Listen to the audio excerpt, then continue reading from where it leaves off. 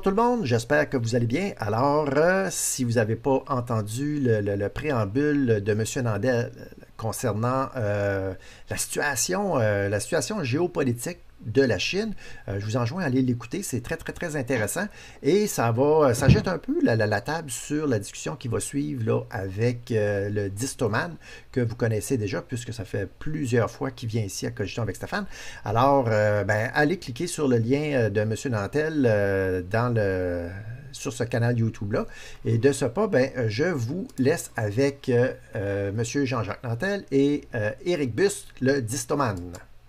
Monsieur Nantel, je suis tout à fait d'accord avec les points que vous avez énumérés précédemment. Je pense que le haut commandement communiste chinois est très au fait de ces faiblesses-là et semble vouloir pallier à ces faiblesses-là en accélérant la production de capacités de projection de leurs forces et également au niveau des systèmes de communication.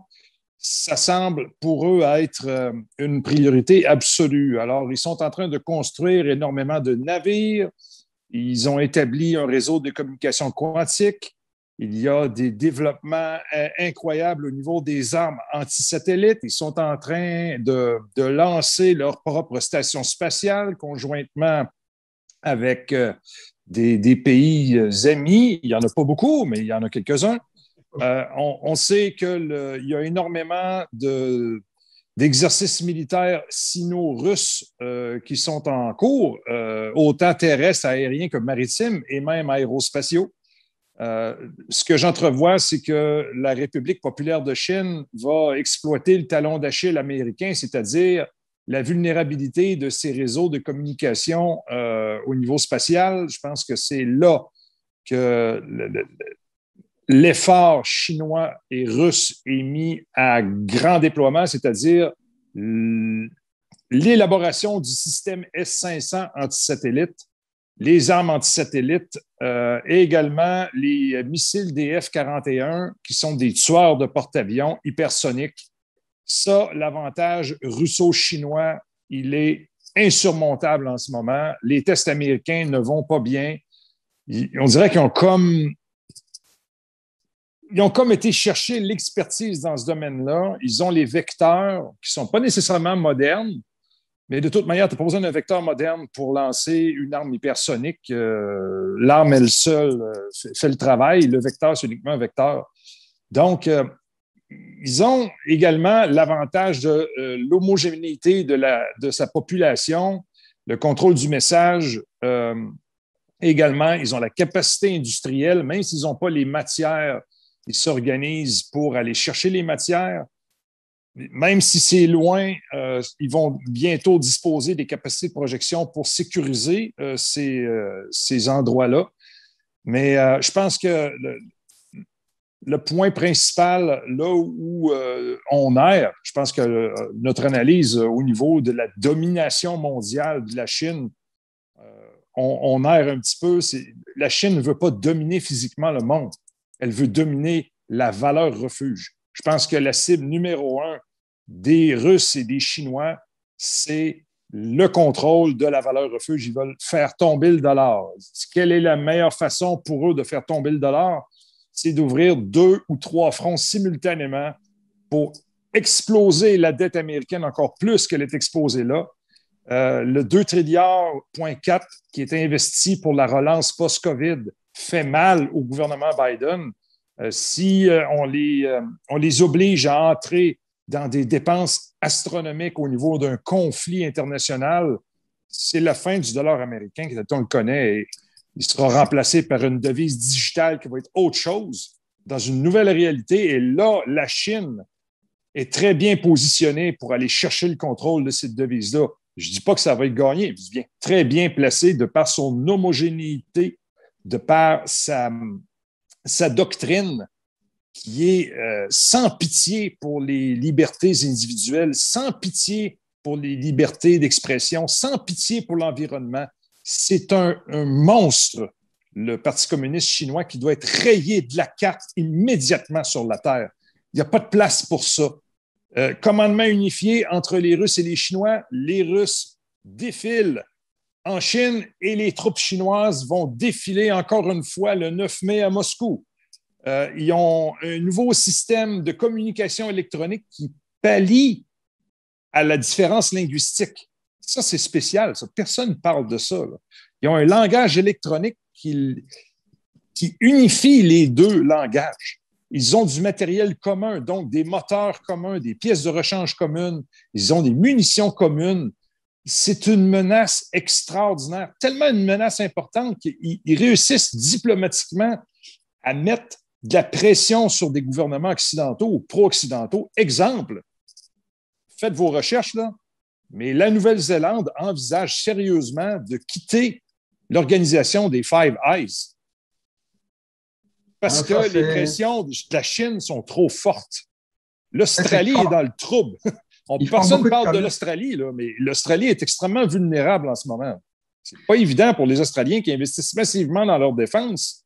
Fait que pour l'instant, la capacité de projection des forces chinoises n'est pas assez importante pour poser une menace au niveau maritime. Cependant, ils peuvent faire un blocus maritime parce que la Chine sait très bien qu'ils sont vulnérables, que si leurs ports principaux sont bloqués, qu'ils ne peuvent plus bouger. Ils connaissent ça, ils sont au courant de tout ça. Fait ils veulent couler la marine américaine dans le milieu du Pacifique. Et pour ça, ils ont développé les armes hypersoniques pour le faire. Le système américain ne peut pas arrêter ça. Fait encore une fois, un conflit éventuel entre les Russes et les Chinois et le reste du monde, c'est même pas envisageable. Ça ne peut pas arriver. Ça prend une solution diplomatique. Je sais que je rêve, que j'ai des lunettes roses, mais ça ne peut pas arriver. J'ai quelques remarques à faire, ce que vous venez de dire, c'est intéressant. Je vais vous faire la remarque principale. La bombe atomique, ce n'est pas une arme offensive, c'est une arme défensive. C'est-à-dire que c'est une arme de deterrence, pour décourager les autres de vous attaquer. Parce que si la Chine attaque les États-Unis vont raser la Chine. Alors, il n'y a personne qui va commencer de guerre nucléaire. Mais la guerre, c'est la montée aux extrêmes. Alors, si les Chinois faisaient l'erreur d'attaquer les porte-avions américains, là, on ne sait pas où ça s'en va. Parce que là, si ils utilisent des bombes hypersoniques contre les porte-avions, ben là, les Américains pourraient utiliser des bombes atomiques sur l'océan pour détruire les bateaux chinois. En tout cas, ça, c'est la première chose. Les guerres nucléaires entre grandes puissances, c'est impensable pour des raisons de suicide. Deuxième des raisons pour laquelle c'est impensable, c'est que ce n'est pas Hitler qui domine la Chine, c'est un comité. Ils sont des milliers. Et quand vous avez un comité comme ça, c'est toujours très pacifique. De plus, la Chine n'a pas un passé pacifiste. Excusez-moi, un passé pacifiste. Ce n'est pas eux qui attaquaient les autres peuples. C'est les autres peuples qui les attaquaient, les Tibétains, les Mongols, des petits peuples, des Mandchous qui les envahissaient, qui prenaient le contrôle, qui devenaient des... Les Japonais également l'ont fait, oui. Les Japonais, puis avec un mépris total des Chinois, parce que les Chinois, ce n'est pas un peuple... Les Chinois, c'est un peuple triste et craintif. Quand j'étais en Chine, là, ça se notait. Puis je disais toujours à ma femme, mais tu réalises, s'ils choquent, c'est très clair qu'ils vont nous couper en rondelles. Ils sont partout. Ils sont très, très, très, très nombreux. Bon, ça, c'est la première des choses. Première remarque. Deuxième remarque, c'est par rapport à la Russie. La Russie, c'est parce qu'elle vend du pétrole et que la Chine en achète.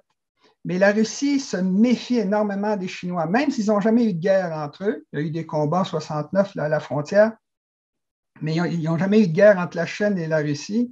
Les Russes ont très peur de perdre la Sibérie, parce que c'est la réserve de matières premières naturelles de la Chine. D'ailleurs, les populations d'origine de la Sibérie, c'est des populations asiatiques. Là. Bon, il y avait des Turcs également. Bon, ça, c'est la deuxième chose. Troisième élément, c'est par rapport à la monnaie américaine. La meilleure chose que peut faire la Chine pour détruire la monnaie américaine, c'est de laisser faire les Américains qui sont en train de le faire par eux-mêmes. Ça, je suis tout à fait d'accord avec vous, M. Nantel. Ça n'a aucun bon sens. La carte de crédit est pleine. Ça va sauter. Ceci étant dit, on pourrait en rediscuter, on n'a pas le temps aujourd'hui, mais ça serait très intéressant de discuter de la crise qui s'en vient parce que c'est une crise de décroissance à laquelle les dirigeants chinois ne sont pas préparés. Les dirigeants américains, en fait, personne n'est préparé à ça. On n'a pas les concepts, les théories, les outils. On ne sait pas comment faire ça de la décroissance autrement que par effondrement. Alors, c'est un gros problème et les Chinois ne sont pas prêts. Je crois que j'avais une autre question, mais je l'ai oubliée. Continuez, c'est intéressant ce que vous disiez. Ah, par rapport aux armes chinoises, c'est ça que je voulais dire. Les Américains sont un peu en retard au niveau des armes hypersoniques, là. Ça, il n'y a pas de doute. Mais eux aussi ont des espions. Il paraît qu'il y a seulement qu'un seul développement de bombe atomique. Toutes les autres puissances qui ont eu la bombe atomique l'ont volée. En tout cas, ils l'ont volée aux Américains. Ça se vole très facilement des secrets. Les Américains ont un avantage d'économie d'énergie. C'est la raison pour laquelle ils peuvent se payer des luxes comme ils se sont payés depuis 70 ans. C'est que les États-Unis, c'est plein de ressources, c'est maritime, c'est plus facile de faire de la richesse. Ce qui fait qu'ils peuvent dégager plus d'argent pour développer des armées. Écoutez, les Américains ont 11, je crois que c'est 10 ou 11 porte-avions opérationnels. Les Chinois en ont seulement 2, ils en construisent un 3e. Puis ils ne sont pas habitués, les Chinois, à utiliser des non, l'aéronavale chinoise n'est pas prête. Ça, c'est clair qu'ils ne sont pas prêts. Mais de toute manière, leur stratégie est de ne pas utiliser ces instruments-là. C'est plus de contrôler leurs côtes, l'accès aux voies d'étranglement maritime. On parlait de Taïwan. Vous parliez de Taïwan dans le début du segment. Ils veulent aller chercher justement pour être en mesure de se désétrangler et de faire face à l'Inde. On veut avoir Taïwan comme une base opérationnelle pour faire face à l'Inde parce qu'on sait que l'Inde va les bloquer. Écoutez,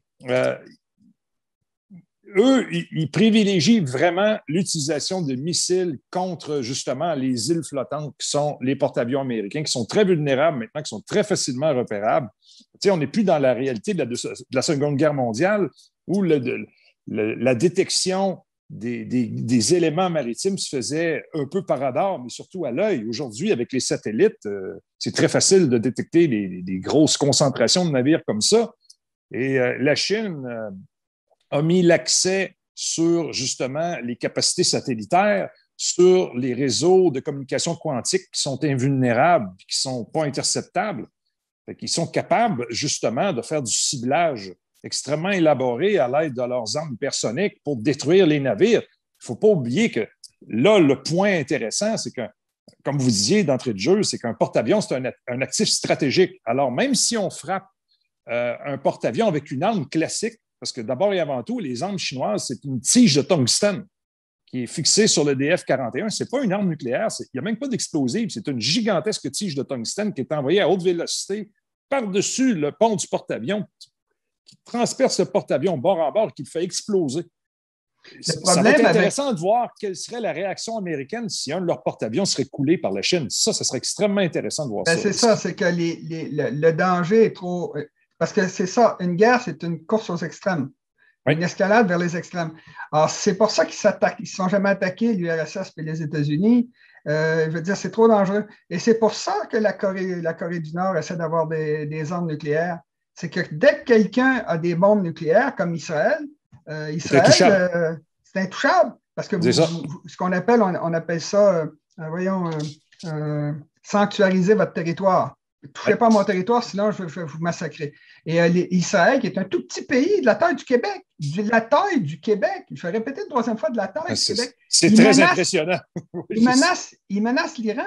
Ils disent à l'Iran, si vous continuez avec votre programme nucléaire, on va vous attaquer. Bon, évidemment, ils ont les États-Unis derrière eux, c'est un pays stratégique à cause du pétrole, tout ce qu'on veut, mais il en demeure pas moins que attaquer les porte-avions. Les porte-avions américains, les Américains sont parfaitement au courant que ça ne sert que contre le tiers-monde, l'ancien tiers-monde. Ça sert à projeter la puissance américaine contre les puissances faibles, mais jamais contre la Chine.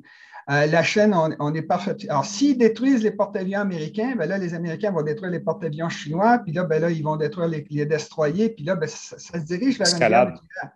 Or, comme je vous disais, la dictature chinoise, les gens qui aboutissent à une dictature, on ne parle pas de Trump là, qui a été élu sur un coup de dé, là. On parle de gens, ça leur a pris 30 ans à se rendre au pouvoir. Ils ont des familles, des enfants, ils ne veulent pas détruire ça. Ils sont en train de devenir la puissance mondiale. Alors, ce qu'ils font, c'est qu'ils essaient d'intimider, de faire peur, parce que, par exemple, il est à peu près certain qu'ils vont finir par attaquer Taïwan. Notamment, ils vont commencer par une toute petite île qui est juste à côté qui appartient à Taïwan et qui est juste à côté de la Chine, là, à quelques kilomètres. Alors, ça va commencer par là. Et s'ils attaquent Taïwan, ben, les Américains ne défendront pas Taïwan, mais ils ont donné beaucoup d'armes à Taïwan. Alors, Taïwan, et la Chine a déjà dit quelque chose d'intéressant. Ils ont dit, si vous faites un référendum d'indépendance ou si vous obtenez des bombes atomiques, on va envahir Taïwan. Alors, ce que la Chine veut faire, c'est essayer de sortir du carcan qui est entouré par toute une chaîne d'îles qui part du Japon, qui se rend jusqu'au détroit de Malacca et qui les empêche de sortir de façon autonome leur porte-avions, tout ce qui flotte, y compris leur cargo, leurs pétroliers, passe par des points d'étranglement contrôlés par les Américains, c'est-à-dire le détroit de Malacca, le détroit de la Sonde, le détroit de Bab el-Mandeb qui se rend comment on appelle, au canal de Suez, puis le détroit d'Ormuz qui se rend au pétrole du Moyen-Orient, par où passent 40% des exportations pétrolières du monde. Alors, les Chinois, tout ce qu'ils veulent, c'est contrôler leur partie de l'Asie, mais ils savent très bien, les Chinois, que leurs lignes de communication sont tellement étendues qu'ils prêtent flanc à des attaques de n'importe quelle autre nation du monde, dont l'Inde, qui va bientôt dépasser la Chine en population et qui est beaucoup plus près de l'Afrique et des ressources pétrolières que la Chine. Alors, les Américains, ce qu'ils font, c'est qu'ils financent, ils arment, ils aident toutes les puissances continentales ou les puissances du Rhineland qui entourent la Chine de façon à contenir la Chine. Ils l'ont fait avec l'Allemagne, ils l'ont gagné. Ils l'ont fait avec la Russie, l'URSS. Maintenant, c'est le tour de la Chine. Là, on voit également la Chine qui a des programmes communs avec le Pakistan. Justement, la Chine joue exactement la même game que les Américains jouent face à l'Inde. C'est-à-dire qu'en plus, le Pakistan, c'est très pratique parce que c'est une puissance nucléaire quand même assez importante avec un commandement un peu islamo. Tu sais, on voit qu'il y a des relations incestueuses quand même. Quand ça fait l'affaire de la Chine, on travaille avec des islamistes. Et puis quand ça ne fait pas leur affaire parce qu'ils sont à l'intérieur de nous, on les met dans les camps et on lui fait faire des iPhones. C'est quand même pas pire comme histoire. Et il y a une autre chose que les gens ne sont pas au courant, c'est que la marine chinoise est beaucoup plus importante qu'on peut le croire. C'est simple. Il y a énormément de premiers maîtres à bord des navires, des porte-conteneurs et des navires commerciaux chinois qui ont un grade de la marine de la République populaire de Chine. Et qu'ils ont des ordres systématiques que si un jour ils sont mis sous les drapeaux, comme ça, ils vont se servir de plusieurs centaines de porte-conteneurs ou de navires de marine marchande pour carrément éperonner les navires de la marine américaine dans le secteur. Et ça, il y en a des milliers. Et si tous ces navires-là se mettraient sur le chemin, ben c'est simple. La marine américaine, à part tirer sur les navires marchands, ne peut pas passer. Il y en a trop. Et ça, personne n'est au courant de ça. Je vais vous faire la remarque suivante, c'est que la Chine va attaquer Taïwan. Elle pourrait attaquer le Vietnam. Elle l'a déjà fait d'ailleurs. Oui. Le point, c'est que les Américains, ce n'est pas ça le jeu. Les Américains vont faire ce que l'Angleterre a fait. Vous savez qu'à la bataille de Waterloo, qui a vaincu Napoléon, qui a vaincu la France après, n'a plus jamais été la même, n'a plus jamais été une puissance dominante. À la bataille de Waterloo, il n'y avait que la grande victoire anglaise contre la France. Il n'y avait que 18% des soldats qui étaient anglais. Tout le reste, c'était des Français, des Belges, des Allemands, n'importe qui venaient de partout. Bon. Les Américains vont faire exactement la même chose que l'Angleterre a fait contre la France pendant des siècles. Ça a duré pendant à peu près 6 siècles, de la guerre de 100 ans jusqu'au début du 20e siècle. C'est que les Américains ne se mettront pas en avant. Les Américains sont prêts à se battre jusqu'au dernier Indien, le dernier Japonais, le dernier Taïwanais, mais ils ne veulent pas faire tuer leurs boys. Oui, c'est ça. C'est comme j'ai dit dans un podcast précédent, c'est qu'ils veulent une guerre contre la Russie jusqu'au dernier Ukrainien. Comme quand les Britanniques ont voulu régler le problème des colonies américaines qui voulaient se séparer justement de la couronne britannique à l'époque, en 1776, ils ont envoyé des SOA, des guerriers allemands qui ont été défaits. Et ça a été terminé après ça. L'Angleterre a pacté ses petits, puis ils sont partis, ils sont venus au Canada. La politique de l'Angleterre depuis... En fait, le premier qui a parlé de ça, c'est Francis Bacon. Curieusement, ce n'était pas un politicien. Ben, c'était un politicien, mais ce n'était pas un homme qui était dans l'armée. Il disait, il faut se servir, il faut faire l'équilibre des puissances. Il faut toujours aider avec de l'argent, avec des armes, mais pas avec des armes. On les laisse s'entretuer. Puis c'est ce qu'ils ont fait avec l'Allemagne. Ils ont fait ça avec la France, avec l'Espagne. C'est qu'ils sont une puissance continentale. Alors, il faut qu'ils se battent à gauche, à droite, à gauche, à droite.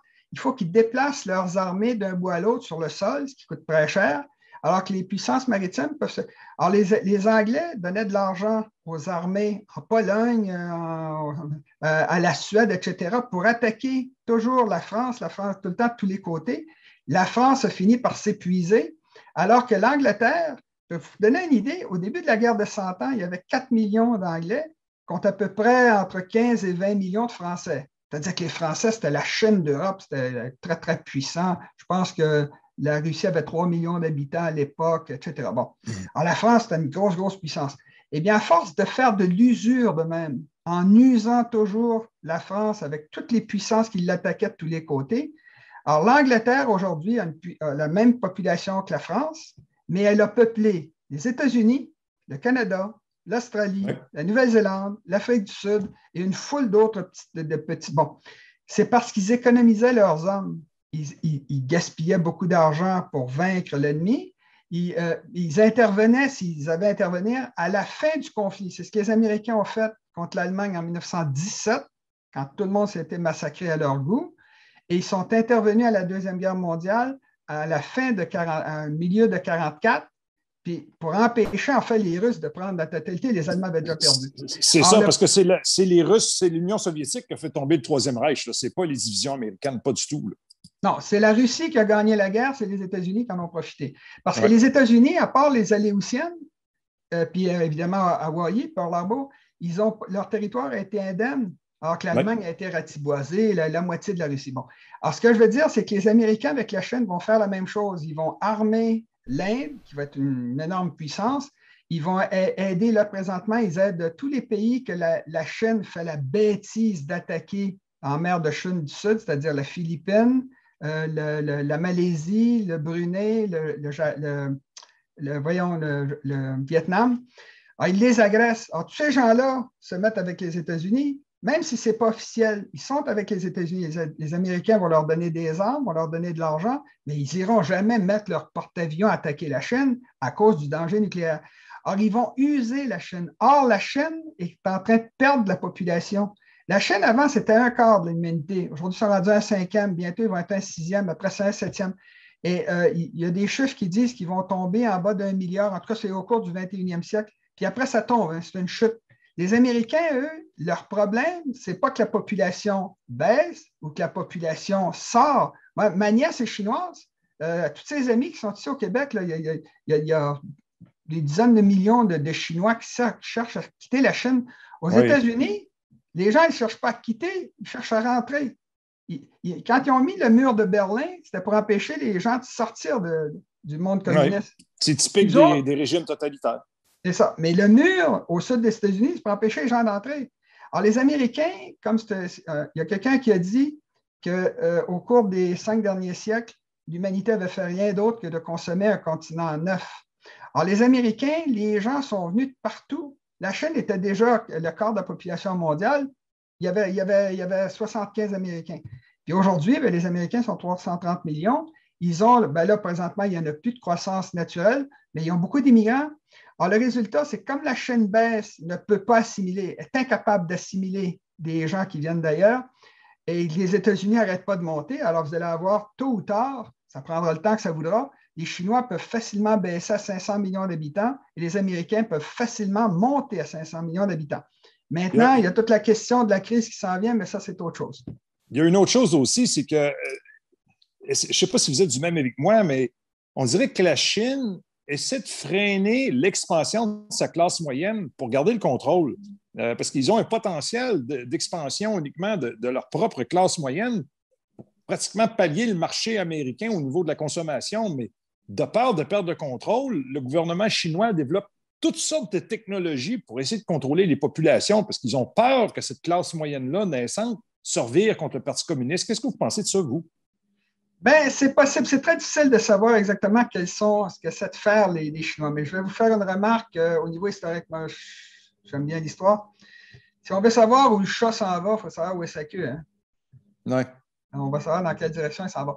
Alors, les Chinois, les empereurs chinois, ça c'est très vieux. Là. On parle de quelque chose de 3000 ans. Là. Un empereur chinois pouvait rester au pouvoir s'il avait le mandat du ciel.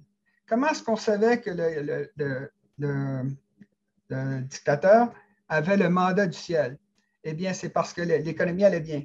Or, en Chine, c'est pour ça qu'ils ont si peur de leur population, puis qu'ils bloquent l'Internet, puis qu'ils empêchent toutes les manifestations. J'ai été à la place Tiananmen, moi, à plusieurs reprises, puis c'est plein de soldats. Si quelqu'un essaie de faire une manifestation, ils sautent dessus. Là. Ils recommenceront pas. Instantané, oui.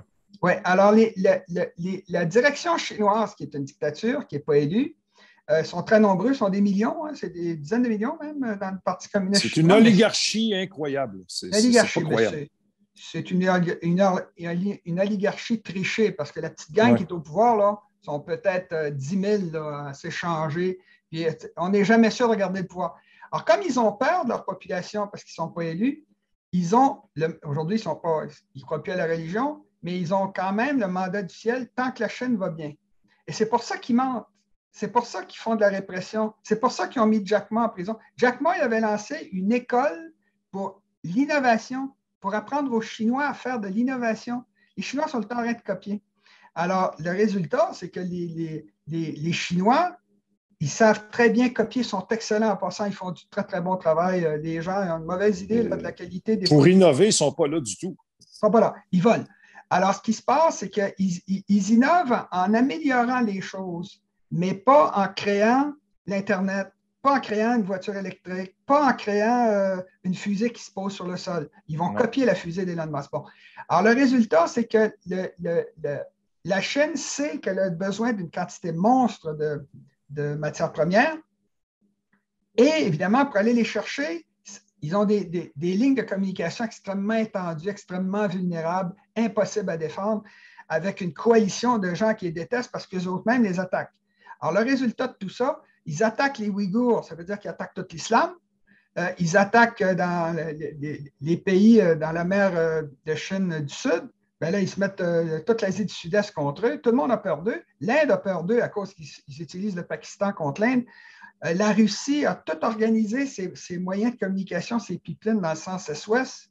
Ils ne veulent absolument pas aller directement vers la Chine, parce que si vous faites ça nord-sud, la Chine, à un moment donné, va prendre la Sibérie, ça va être terminé. Ouais. Oui, mais ils ne peuvent pas parce que la Russie a des bombes atomiques. En tout cas, tout ça pour vous dire que... Ils vont le prendre économiquement. Ils vont essayer de l'étrangler économiquement. Ça a toujours été ça, la game des Chinois. Là. Il y a beaucoup, beaucoup de Chinois qui vont travailler en Sibérie. Et ce que les Russes ont réalisé... Auparavant, les Russes avaient peur de la surpopulation chinoise parce qu'ils faisaient 5-6 enfants par femme, puis ça montait. Quand Mao Tse-tung a pris le pouvoir, il était 560 millions, les Chinois. L'autre, sont 1,4 million. Et c'est Deng Xiaoping, en 80, là, à peu près en 80, qui a mis un enfant par famille. Puis là, eux autres, ils se disaient, les Chinois, ben, c'est facile. Quand quand la population va être stabilisée, on va dire aux gens de recommencer à faire 2-3 enfants par femme. Ouais. Ben, j'ai vécu en Chine, puis là, c'est fini, c'est comme les Québécoises. Là.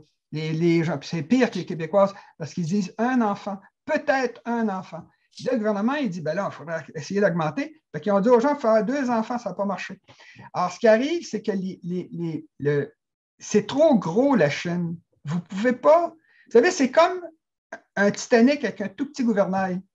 Vous pouvez le gouvernail à fond. Vous pouvez être le plus volontaire que vous voulez. Ça prend un temps immense pour le faire dévier pour ne pas frapper l'iceberg. Bon, alors c'est le problème des Chinois. Et s'ils augmentent la consommation intérieure, ils sont obligés de le faire parce que la population, si jamais il y a une crise augmenter son niveau de vie.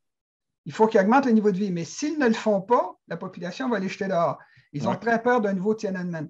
Alors, le résultat, c'est qu'il faut qu'ils augmentent la richesse des Chinois, mais il manque de matières premières. Puis il n'y en a pas beaucoup sur la planète. Alors, ils sont pris entre les deux. Alors, ils ne savent pas très bien qu'est-ce qu'il faut faire, mais ils savent qu'ils doivent continuer de le faire. Est-ce que le régime pourrait commettre une grosse bourbe? Est-ce qu'il pourrait se lancer dans un conflit, justement, pour aller chercher des matières premières comme ça? Si le régime se sent squeezé d'un coin, là, peut-être qu'il pourrait faire une erreur. Est-ce que c'est envisageable, selon vous? Oui, c'est envisageable, mais n'oubliez pas une chose, c'est toujours la même chose, c'est une présidence collective. Ouais. Puis ça, des présidences collectives, en Chine, quand c'est un leader comme Xi Jinping, là, il ne veut pas perdre la face. C'est très important pour les Chinois de ne pas perdre la face. Alors, s'il fait une erreur, comme là, il a lancé sa route de la soie, il dépense des trillions de dollars là-dessus, puis les Américains se frottent les mains et se disent on va demander à nos amis de les attaquer, surtout les musulmans. Ouais. Ça passe Économie, pas. Moi, capacité. et puis le terrorisme aussi. Écoutez, les gars passent, c'est comme ils passent avec leur camion. La CIA ne contrôle pas du tout les actions terroristes, n'est-ce pas, M. Le Grantel? Ça n'a jamais arrivé. Non, ils n'ont jamais sauté à IMD.